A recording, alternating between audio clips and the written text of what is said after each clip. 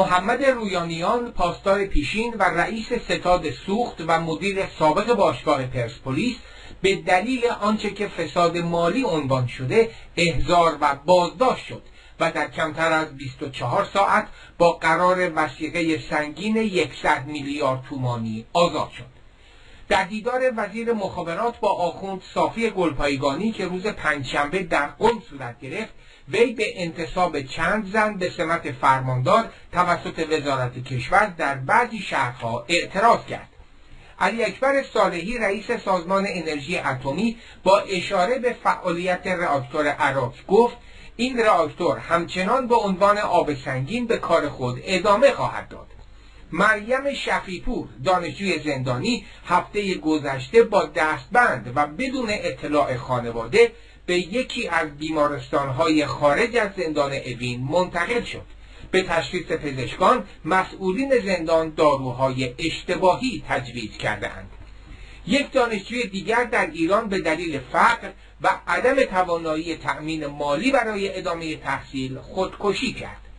واگذار شدن یک مدرسه روستایی به بخش خصوصی برای درآمدزدایی در بخش تلنگ از توابع شهرستان قصرقند در جنوب سیستان و بلوچستان باعث شده کلاس‌های درسی دانش آموزان در استبل حیوانات تشکیل شود. با وجود اینکه جمهوری اسلامی تاکید دارد که در سوریه فعالیت نظامی ندارد، این هفته پیکر 4 تن از کشته شدگان سپاه پاسداران در شهرهای شیراز، مشهد و مرند تشییع شد. رضا سفری، 43 ساله که به اتهام دزدی تاکنون 17 سال را در زندان گذرانده و انگشتان دست راست و پای چپش را قطع کرده اند، از سرکردگان دزدان میلیاردی به قوه قضاییه شکایت کرد.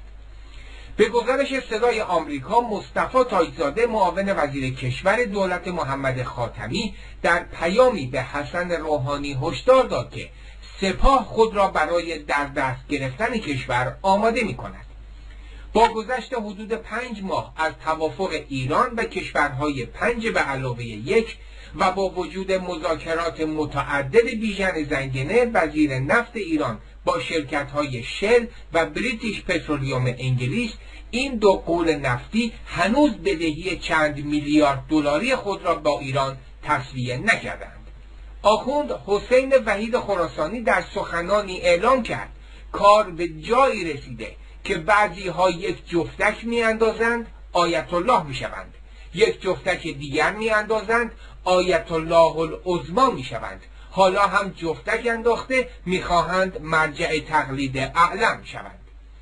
سخنگوی وزارت خارجه آمریکا جمعه شب در واکنش به یادداشت اخیر محمد جواد ظریف در نشریه فارن آفرز مذاکرات با تهران را بسیار جدی و واقعی توصیف کرد، اما گفت هنوز هیچکس نمی‌داند که بتوان به توافق نهایی دست یافت.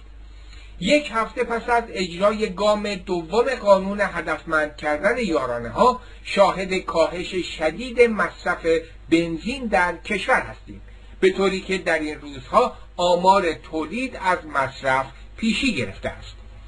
اد رویس، رئیس کمیته روابط خارجی مجلس نمایندگان آمریکا، روز جمعه نابودی توان موشکی بالستیک رژیم ایران را هدف نهایی مذاکرات هسته‌ای خواند.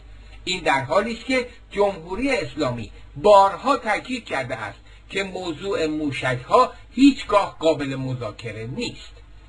سناتور رابرت منندز، رئیس کمیته روابط خارجی سنای آمریکا، از روند مذاکرات هسته‌ای با رژیم ایران انتقاد کرد و خواهان افزایش تحریم‌ها شد.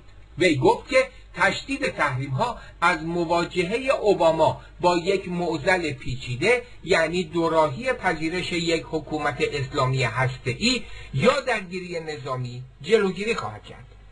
حسین همدانی، یکی از فرماندهان سپاه پاسداران، از تشکیل ستاد پشتیبانی از مردم سوریه در استانهای ایران خبر داد و دخالت‌های نظامی جمهوری اسلامی در این کشور را تأیید کرد.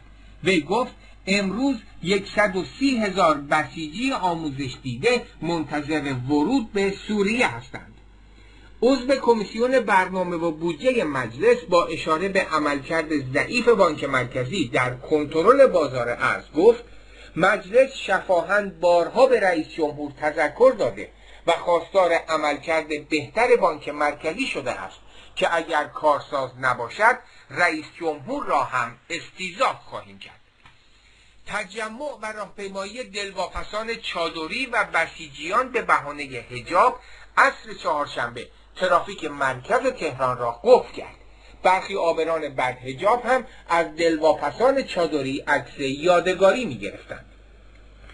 صبح روز سه‌شنبه جمعی از اعضای چند تعاونی مسکن تهران از جمله تعاونی مسکن‌های مربوط به زمین‌های منطقه سوهانک در مقابل مجلس تجمع کردند. این تجمع با توجه به افزایش اعتراضات با برخورد شدید نیروی انتظامی مواجه شد.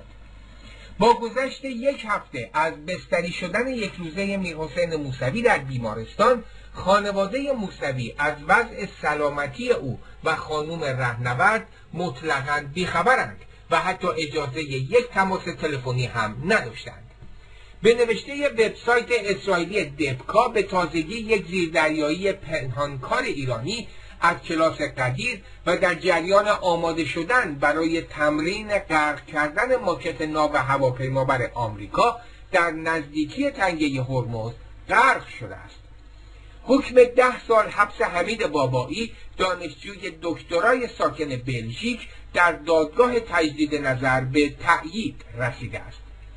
به گزارش رسانه‌های روسیه، آژانس فضایی روسیه و سازمان فضایی رژیم ایران برای گسترش همکاری‌های دوجانبه موشکی به توافق رسیدند.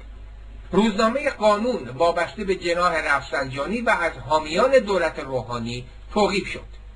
آخوند سید محمد حسینی قزوینی در راستای دعوت به فرزندآوری گفت به حول و قوه الهی از همین امشب دست به کار شوید، یک یا علی و یک یا زهرا بگویید و عملیات 5 فرزندی، 8 فرزندی، 12 یا 14 فرزندی را انشاءالله کلید بزنید. اخیراً خامنه‌ای نیز رسما خواستار افزایش جمعیت کشور تا 200 میلیون نفر شد و نیز برابری جنسی زن و مرد را کاملا غلط و صراحتاً برابری جنسیتی را بی اساس قلمداد کرد.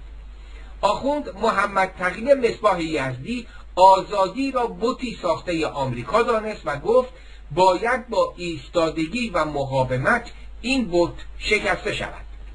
فرمانده نیروی دریایی سپاه گفته است امروز آمریکایی ها و همه دنیا می دانند یکی از اهداف عملیاتی ما از بین بردن نیروی دریایی آمریکاست و انهدام ناو آمریکا 50 ثانیه طول می کشد. سخنگوی پنتاگون در واکنش به این سخنان گفت من ماکت ناو آمریکا را در بندر عباس دیدم. رژیم ایران می تواند در عرض 50 ثانیه ماکت را غرق کند. محسن رضایی دبیر مجمع تشخیص مصلحت نظام در مورد تأثیر تحریم‌های بانکی گفت امروز مشاهده می‌کنیم که دولت ایران نمی‌تواند دلارهایش را در دنیا جابجا کند. بسیاری از کشورها از ما نفت می‌خرند اما پولی به دست ما نمی‌رسد. دادستان کل دبی 6 ایرانی را به دست داشتن در ماجرای ربودن عباس یزدانپناه یزدی بازرگان انگلیسی ایرانی تبار متهم کرد. 3 تن از این افراد همکنون در بازداشت به سر میبرند و 3 تن دیگر تحت تعقیب قرار دارند. ستاره داوری فعال سابق دانشجویی و عضو شورای مرکزی تشکل اصلاح طلب دانشگاه قزوین سه‌شنبه 16 اردیبهشت توسط نیروهای امنیتی در منزل خانواده‌اش در تهران بازداشت شده است.